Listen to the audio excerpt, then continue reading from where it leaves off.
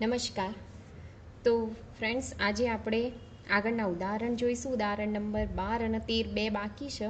ગયા લેક્ચરમાં મેં 11 સુધી ઉદાહરણ કરાયા હતા. આજે આપણે 12મું ઉદાહરણ જોઈશું.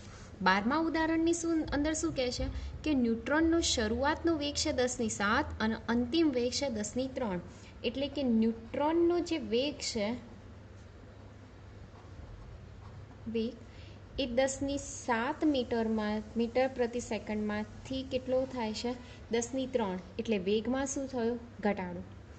અહીંયા લખીએ આપણે વેગમાં ઘટાડો. જો વેગમાં ઘટાડો થાય એનો અર્થ ન્યુટ્રોન કેવા પડે છે? ધીમા પડે છે. બરાબર, ન્યુટ્રોન કેવા પડે છે? ધીમા. જો ન્યુટ્રોન ધીમા પડે એનો અર્થ એની થોડી ગતિ ઉર્જા એને ગુમાવી અને ગુમાવેલી ઉર્જા બીજું કોઈ મેળવશે. બરાબર, તો આ જે બીજું કોણ મેળવશે? તો બીજું આની અંદર વાત કરેલી છે ડ્યુટેરોન અથવા તો કાર્બન. બરાબર, આ બંને મેળવે તો એ કેટલી ઉર્જા પ્રાપ્ત કરી શકે? અહીંયા બેઝિકલી તમને કીધું છે શું કે ધારો કે આ ન્યુટ્રોન છે. બરાબર, એનું દળ લઈ લઈએ m1 અને એનો વેગ લઈ લઈએ v1. અહીંયા છે સ્થિર ન્યુક્લિયસ. એ ધારો કે ડ્યુટેરોન હોય અથવા તો કાર્બન હોય.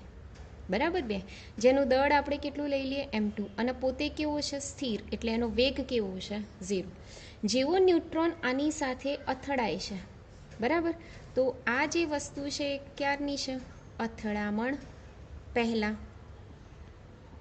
બરાબર, અથડામણ પછી ન્યુટ્રોન ધારો કે આ દિશામાં જાય જેનો વેગ કેટલો લઈ લઈએ v1 અને ડ્યુટેરોન અથવા કાર્બન આ દિશામાં જાય જેનો વેગ કેટલો લઈ લઈએ v2. બેઝિકલી શરૂઆતમાં ન્યુટ્રોન કેવું હતું? એનો વેગ કેવો હતો? 0. અને પછી એનો વેગ કેટલો થઈ જાય v2. એનો અર્થ શું થયો કે ડ્યુટેરોન અથવા કાર્બન એ વેગ મેળવશે. વેગ મેળવશે તો કોનામાંથી વેગ મેળવશે? ન્યુટ્રોનમાંથી વેગ મેળવશે. જો ન્યુટ્રોનમાંથી વેગ મેળવતો હોય તો ન્યુટ્રોનના વેગમાં શું થઈ જાય? ઘટાડો થઈ જાય. એટલે કે આ ન્યુટ્રોનનો શરૂઆતનો વેગ છે અને આ ન્યુટ્રોનનો અંતિમ વેગ છે. અને દેખીતી વસ્તુ છે કે અહીંયા ન્યુટ્રોનના વેગમાં શું થાય છે? ઘટાડો. અને એ જે વેગ છે ઘટે છે એ વેગ કોને આપી દેશે?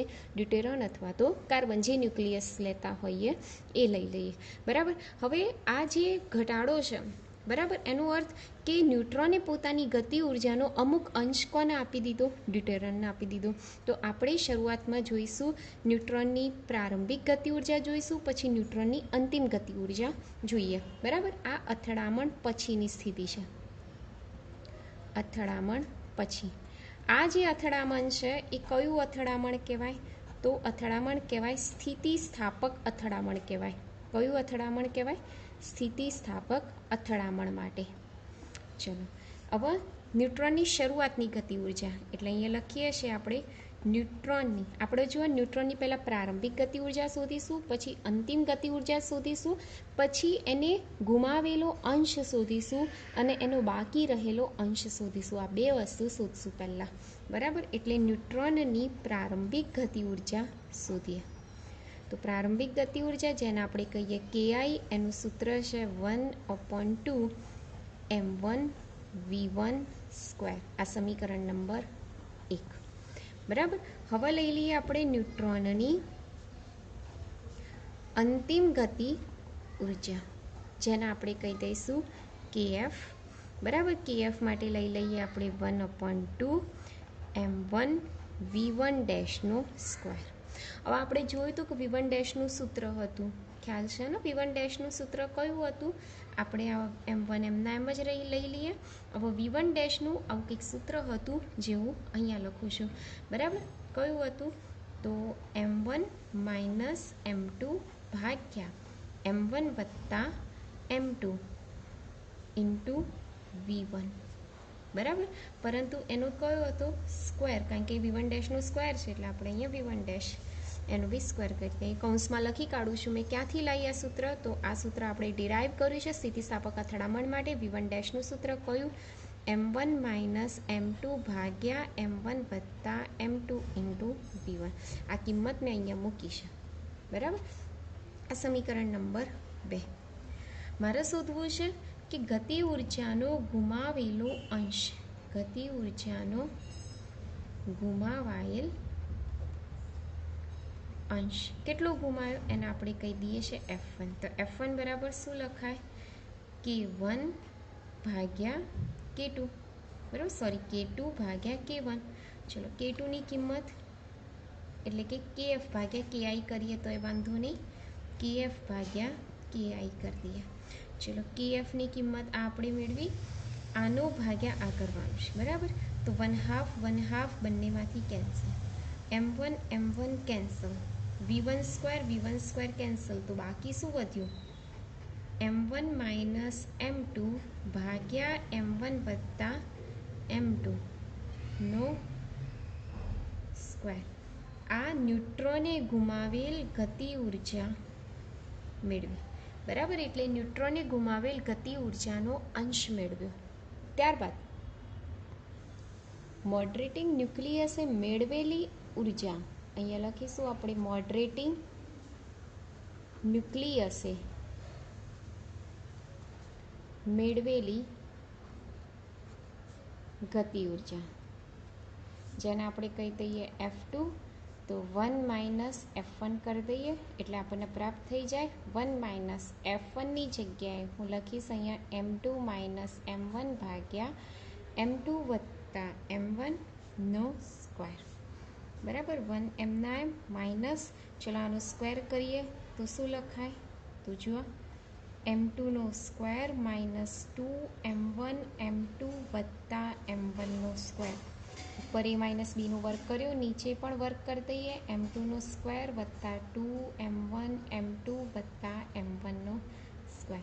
ચલો આખા પદના અહીંયા ગુણી કાઢીએ તો શું થશે? જોજો ખાસ, M2 નો સ્ક્વેર વત્તા 2M1 M2 વત્તા M1 નો સ્ક્વેર, પછી માઇનસ, આ પદના બધા ચિહ્નો બદલાઈ જશે, માઇનસ M2 નો સ્ક્વેર માઇનસનો પ્લસ થઈ જશે 2M1 M2 અને માઇનસ M1 નો સ્ક્વેર, બરાબર. અને ભાગ્યા આ પદ એમનું એમ જ M2 નો સ્ક્વેર વત્તા 2M1 M2 વત્તા M1 નો સ્ક્વેર. ચલો હવે M2 square cancel, M1 square cancel, 2 + 2 4 થઈ જશે, 4M1 M2 અને આની જગ્યાએ આપણે લખીશું M1 વત્તા M2 નો સ્ક્વેર. આ આપણને મળ્યું F2. ખ્યાલ આવી ગયો? જો એ વસ્તુ ડ્યુટેરોન હોય, જો બીજો જે M2 ડ્યુટેરોન માટે હોય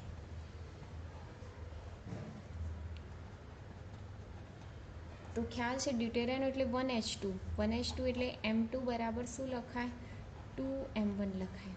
ડ્યુટેરોન કેમ? કારણ કે ડ્યુટેરોન એટલે 1H2 અને ન્યુટ્રોન એટલે 1H1, એટલે બંનેમાં 1H2 એ 1H1 કરતાં ડબલ કહેવાય, એટલે M2 બરાબર શું લખવાનું? 2M1. તો F1 શોધી નાખીએ. ચલો F1નું સૂત્ર કયું હતું?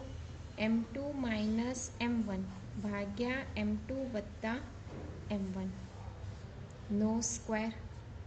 ચલો M2ની જગ્યાએ કિંમત મૂકી દો. M2ની જગ્યાએ કેટલા મૂકશો? 2M1 માઇનસ M1 ભાગ્યા 2M1 વત્તા M1 નો સ્ક્વેર. ચલો 2M1 માઇનસ M1 એટલે M1, 2M1 વત્તા M1 એટલે 3M1 નો સ્ક્વેર થશે. M1 કેન્સલ, 1/3 નો વર્ગ એટલે કેટલા થશે? 1/9. એવી જ રીતના F2 શોધી નાખો તો F2ની કિંમત કેટલી છે? 4M1 M2 ભાગ્યા M1 વત્તા M2 નો સ્ક્વેર. ચલો 4M1ની જગ્યાએ એમના એમ, M2ની જગ્યાએ 2M1 ભાગ્યા M1 વત્તા 2M1 નો સ્ક્વેર. 4 દૂની 8M1 નો સ્ક્વેર ભાગ્યા M1 વત્તા 2M1 એટલે 3 અને 3નો વર્ગ 9 અને અહીંયા M1 નો square. Square M1 square cancel એટલે F2 બરાબર કેટલા મળ્યા? 9. આ મેં કોના માટે શોધ્યું? ડ્યુટેરોન માટે. જો કાર્બન હોય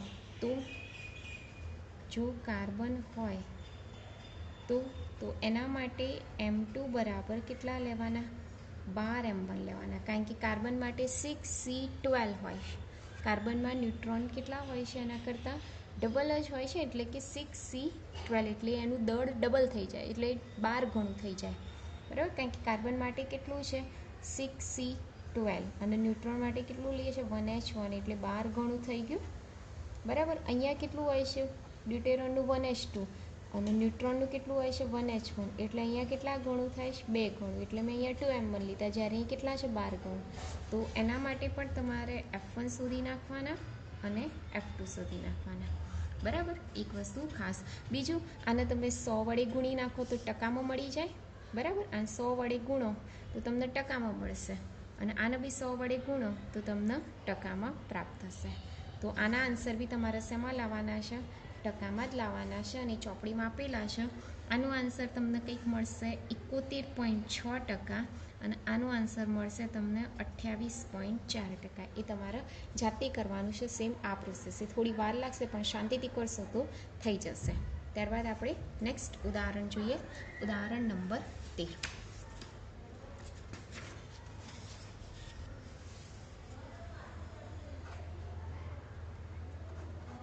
જો ઉદાહરણ નંબર 13માં શું કહે છે કે આકૃતિ 10માં સમાન દળ M1 બરાબર M2 ના 2 બિલિયર્ડ બોલ. એક તો સમાન દળ કીધું છે એટલે M1 બરાબર M2. 2 બિલિયર્ડ બોલ વચ્ચે અથડામણ દર્શાવેલી છે. પ્રથમ બોલ માર્ક કહેવાય જ્યારે બીજો બોલ ટાર્ગેટ કહેવાય. એટલે એક બોલ અહીંયા પડ્યો છે M1 એ V1 જેટલા વેગથી ગતિ કરે છે. અહીંયા M2 એ પોતે સ્થિર છે એટલે એનો વેગ કેટલો છે 0. આ અથડામણ પહેલાં અથડામણ બાદ એક બોલ ક્યાં જાય છે આટલે જેને આપણે M1 કહી દઈએ. વેગ કેટલો લઈ લઈએ આપણે V1 ડેશ. બીજો બોલ આ દિશામાં જશે M2 અને આને આપણે કહી દઈશું V2 ડેશ કહી દઈશું. અહીંયા લખેલું છે કે જો θ2 બરાબર 37 ડિગ્રી હોય એટલે કે આ આપેલું છે 37 ડિગ્રી આપેલું છે તો θ1 મેળવવાનું છે. એટલે θ1 બરાબર કેટલા ખ્યાલ આવ્યો. એટલે આપેલું છે θ2 બરાબર 37 ડિગ્રી તો θ1 બરાબર કેટલા બરાબર. હવે દેખીતી વસ્તુ છે કે આ બંનેનો પરિણામી વેગ આપણે લખી શકીએ છીએ. ચલો આ અથડામણ પછીની સ્થિતિ છે. અહીં લખું છું અથડામણ પછી. ચલો સૌ પ્રથમ લઈ લઈએ રેખીય વેગમાનના સંરક્ષણના નિયમ અનુસાર. અહીંયા ખૂણો આપેલો છે એટલે આપણે દ્વિપરિમાણિક સંઘાતનો યુઝ કરીશું. ચલો બધાના દળ સરખા છે. M1 બરાબર M2 બરાબર આપણે શું લઈ લઈએ M. એટલે ક્યાંય આપણે M1 નહીં લઈએ ક્યાંય M2 નહીં લઈએ બધી જગ્યાએ શું લઈશું ખાલી M. ચલો આનો વેગ કેટલો V1. આ તો 0 થઈ જશે બરાબર. અંતિમની અંદર શું આવશે M. વેગ થશે V1 ડેશ વત્તા M વેગ થશે V2 ડેશ. M બધામાંથી કેન્સલ એટલે સદિશ V1 બરાબર શું લખાય સદિશ V1 ડેશ વત્તા સદિશ V2 ડેશ થઈ જશે.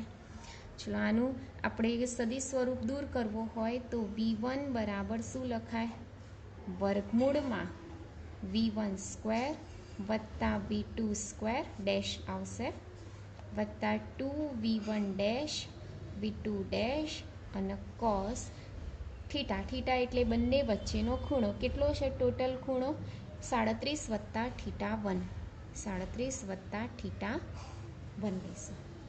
ચલો બંને બાજુ સ્ક્વેર લઈ લઈએ એટલે V1 સ્ક્વેર બરાબર શું લખાય V1 ડેશનો વર્ગ વત્તા V2 ડેશનો વર્ગ વત્તા 2V1 dash V2 dash cos 37 વત્તા θ1 થશે. આ સમીકરણ નંબર 1 લઈ લઈએ. સ્થિતિસ્થાપક અથડામણ હોવાથી ગતિ ઉર્જાનું પણ શું થાય છે સંરક્ષણ. ગતિ ઉર્જાના સંરક્ષણના નિયમ અનુસાર પ્રારંભિક ગતિ ઉર્જા બરાબર અંતિમ ગતિ ઉર્જા. પ્રારંભિક ગતિ ઉર્જામાં શું લખીશું 1/2 mv1 સ્ક્વેર બરાબર અંતિમ ગતિ ઉર્જામાં 1/2 mv1 ડેશનો સ્ક્વેર વત્તા 1/2 mv2 ડેશનો સ્ક્વેર. બધામાંથી 1/2 m કેન્સલ એટલે શું રહેશે V1 સ્ક્વેર બરાબર v1 ડેશનો વર્ગ વત્તા v2 ડેશનો વર્ગ, સમીકરણ નંબર 2. આ v1 સ્ક્વેર આની જગ્યાએ આપણે શું લખવાનું? v1 square. એટલે આ v1 ડેશ સ્ક્વેર વત્તા v2 ડેશ સ્ક્વેર છે, એની જગ્યાએ આપણે શું લખીશું? v1 square. એટલે સમીકરણ 2ની કિંમત સમીકરણ 1માં મૂકતા. તો જુઓ, સાદું રૂપ આપી દઈએ. અહીં લખું છું, સમીકરણ 2ની કિંમત સમીકરણ 1માં મૂકતા. બરાબર. હવે 2ની કિંમત 1માં મૂકીએ તો આની જગ્યાએ આપણે શું લખી કાઢીએ? v1 square. તો જુઓ શું લખીશું? v1 સ્ક્વેર એમના એમ. આની જગ્યાએ આપણે શું લખી દઈએ? v1 સ્ક્વેર વત્તા આ તો એમના એમ જ 2v1 dash v2 dash cos 37 વત્તા થીટા 1. ચલો, બંને બાજુ v1 સ્ક્વેર કેન્સલ, એટલે અહીંયા આવી જશે 0. 0 બરાબર 2v1 dash v2 dash cos 37 વત્તા થીટા 1. આ બરાબરની પેલી બાજુમાં આવે એટલે 0ના છેદમાં આવે, એ પણ 0 થઈ જાય. એટલે 0 બરાબર શું થઈ ગયું? કોસ 37 વત્તા થીટા 1. કોસની કઈ વેલ્યુ 0 મળે છે? તો 90. બરાબર. એટલે 37 વત્તા થીટા 1 બરાબર કેટલા લખાય? 90. માટે થીટા 1 બરાબર કેટલા થશે? 90 માઇનસ 37. એટલે થીટા 1ની કિંમત 10માંથી 7 જાય તો 3, 9ની વધી પડશે 8, 8માંથી 3 જાય તો 5, એટલે 53 ડિગ્રી આન્સર આપણો આવશે. તો આ રીતના આપણે ઉદાહરણના દાખલા પૂર્ણ કર્યા. ત્યારબાદ આપણે સ્ટાર્ટ કરીશું સ્વાધ્યાયના દાખલા.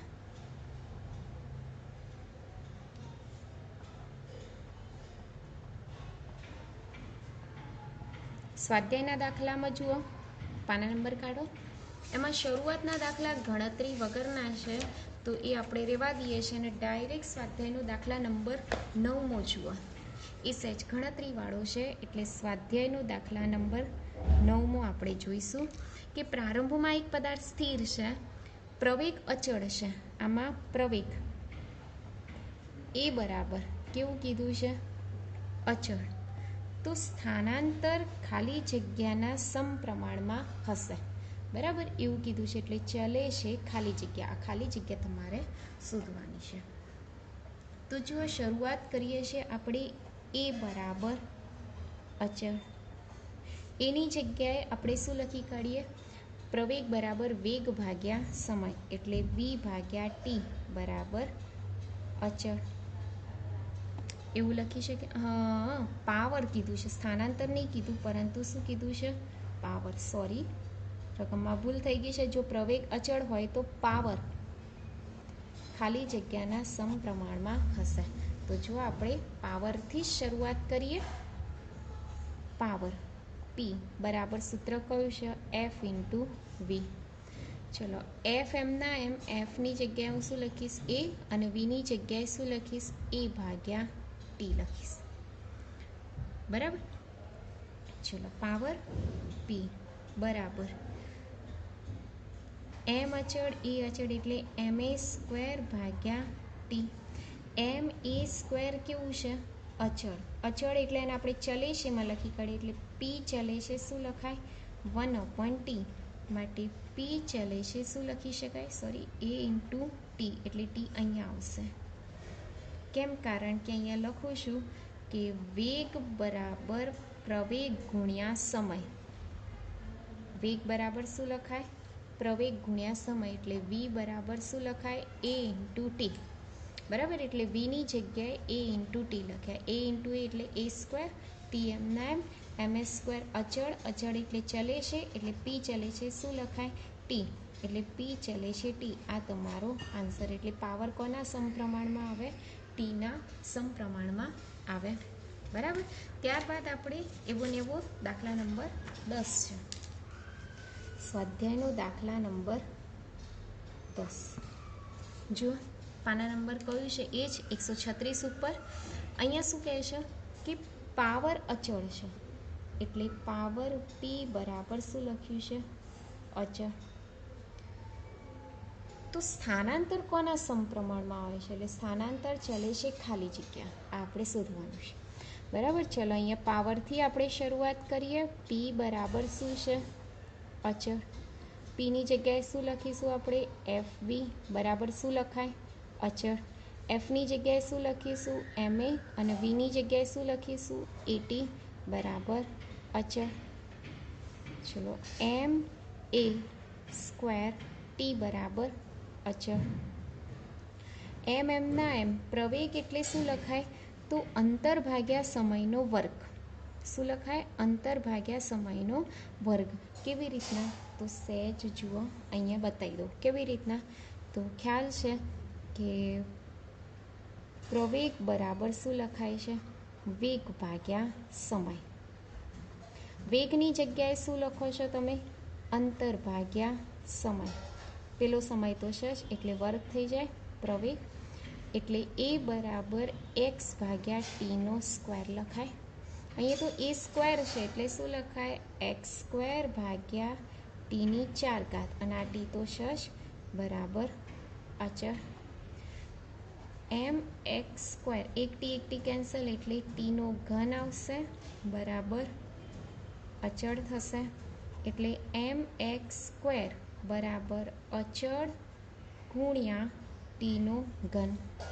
એમાં એમ અચળ, અચળ બી અચળ, આ બધું ચલેશીમાં જતું રહે એટલે એક્સ સ્ક્વેર ચલેશે શું લખાય? ટીનો ઘન લખાશે. વર્ગમૂળ કાઢી દઈએ તો એક્સ ચલેશે ટીની 3/2 આવશે એટલે તમારો આન્સર આવશે ટીની 3/2. તો આ રીતના તમે સ્વાધ્યાયનો દાખલા નંબર 10 કરી શકો છો. ત્યારબાદ જોઈએ આપણે સ્વાધ્યાયનો દાખલા નંબર 11. જો સ્વાધ્યાયના દાખલા નંબર 11માં શું કહે છે કે સદિશ એફ આપી દીધું છે. એફ બરાબર -i કેરેટ વત્તા 2j કેરેટ વત્તા 3k કેરેટ. બીજું કે આ પદાર્થને 4 મીટર અંતર સુધી ઝેડ અક્ષ ઉપર શું કરવાનું છે? સ્થાનાંતર. એટલે સદિશ ડી બરાબર 4k કેરેટ આપેલો છે. બરાબર. 4 તો આપેલા જ છે. કે કેરેટ કેમ લખ્યું? કારણ કે કઈ દિશામાં સ્થાનાંતર કરાવવાનું છે? ઝેડ અક્ષની દિશામાં સ્થાનાંતર કરાવવાનું છે. તો શોધવાનું શું છે તમારે? કાર્ય ડબલ્યુ બરાબર કેટલા? તો દેખીતી વસ્તુ છે. કાર્યનું સૂત્ર કયું છે? ડબલ્યુ બરાબર એફ ડોટ ડી. ચલો એફની કિંમત મૂકીએ. કઈ છે?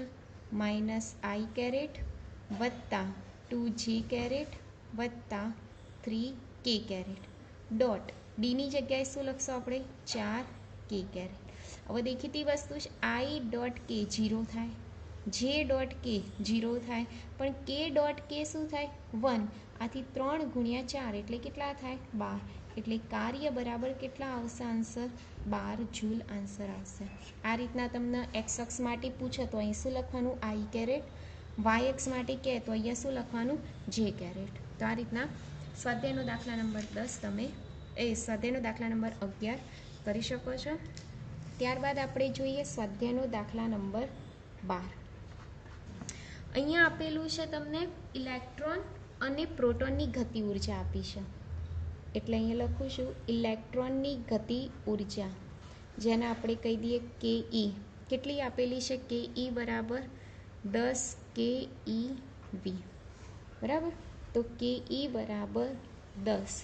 કિલોની જગ્યાએ આપણે લખીએ 10ની 3 ઘાત અને ઈવી છે એની જગ્યાએ લખીશું 1.6 ગુણ્યા 10 - 19 જૂલ. તો કે ઈ બરાબર કેટલા આવશે? 1.6 ગુણ્યા જો 3 ને 1 4 એટલે 10/4 ગુણ્યા 10 - 19 એટલે કે ઈ બરાબર 1.6 ગુણ્યા 10 - 19 વત્તા 4 એટલે -15 જૂલ. આ મળી તમને કે ઈ. બરાબર.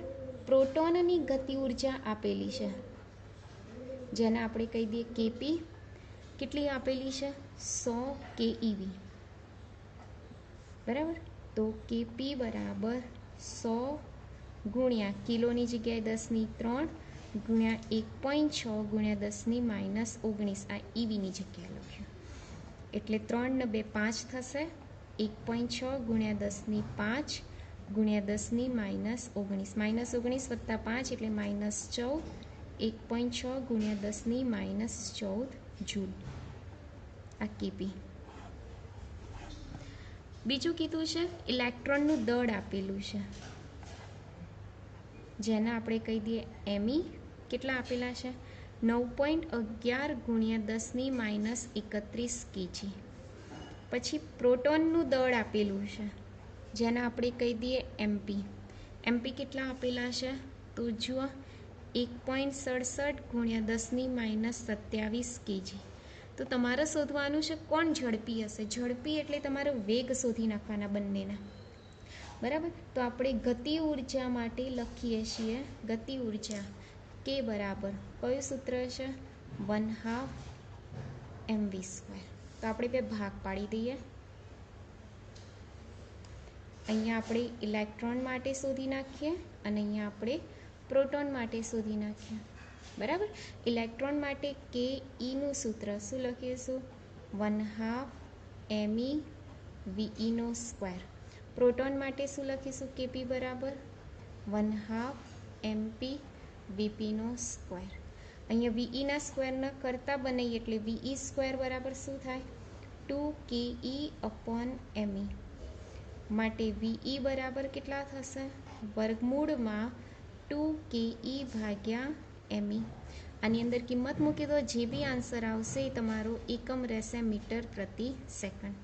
અહીંયા બી એવી રીતના કરી દો vp² બરાબર 2kp/mp. માટે વીપી બરાબર વર્ગમૂળમાં 2kp/mp થઈ જશે. આની અંદર બી કિંમત મૂકી દો, જે બી આન્સર આવશે એકમ કયો રહેશે એનો મીટર પ્રતિ સેકન્ડમાં થઈ જશે. અહીંયા બી આપણને વીઈ મળી જશે. પ્રશ્ન પૂછ્યો છે કોણ ઝડપી હશે, તો જેનો વેગ વધારે હશે એ વધારે ઝડપી હશે. જો સપોઝ વીઈનો વેગ વધારે આવે તો ઇલેક્ટ્રોન ઝડપી છે અને વીપીનો વેગ વધારે આવે તો પ્રોટોન ઝડપી છે એમ કહેવાય. બંનેની ઝડપનો ગુણોત્તર પણ પૂછ્યો છે, બરાબર. એટલે તમારે વી/વીપી પણ શોધવાનું છે. એટલે આ બંનેનો ગુણોત્તર કરી દો, ભાગાકાર કરી દો, જે બી આન્સર આવશે તમારો જવાબ રહેશે. પાછળ જોઈ લેજો જવાબ, બરાબર. એટલે આપણે અહીંયા 12 સુધી રાખીએ છીએ. આગળના આપણે નેક્સ્ટ લેક્ચરમાં જોઈશું બાકીના સ્વાધ્યાયના દાખલા. આટલા દાખલા તમે નોટબુકમાં ઉતારી દેજો. Thank you.